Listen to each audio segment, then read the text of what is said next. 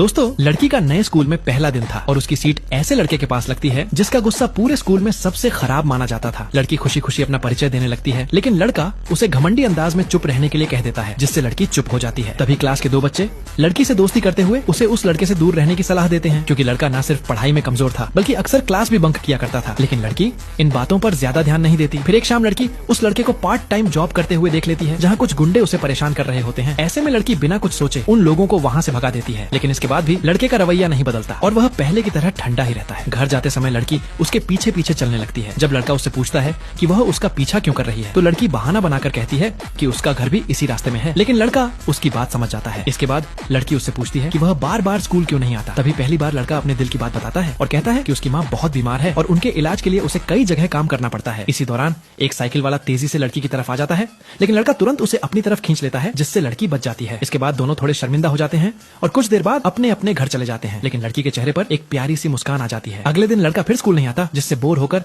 लड़की स्कूल के piano room में पहुंच जाती है। वहां उसे अपने बचपन की यादें आने लगती हैं और वह पियानो बजाना शुरू कर देती है, लेकिन तभी उसे पता चलता है कि लड़का उसी कमरे में छुपकर आराम कर रहा था। पियानो की आवाज सुनकर उसकी आंख खुल जाती है और वह लड़की के पास आकर उसके पियानो बजाने की तारीफ करता है। इसके बाद जब लड़का फिर से काम पर जाने लगता है तो लड़की उसका हाथ पकड़कर उसे स्कूल वापस आने के लिए समझाने लगती है, लेकिन लड़का उसे कहता है कि अगर वह स्कूल आ गया तो घर के लिए पैसे कौन कमाएगा। लड़की अभी उसे कुछ कहने ही वाली होती है कि तभी लड़के के फोन पर एक कॉल आ जाती है और वह जल्दी जल्दी वहां से चला जाता है, लेकिन लड़की को बिल्कुल भी अंदाजा नहीं था कि आगे चलकर यही लड़का उसकी जिंदगी पूरी तरह बदलने वाला था। Subscribe for part 2।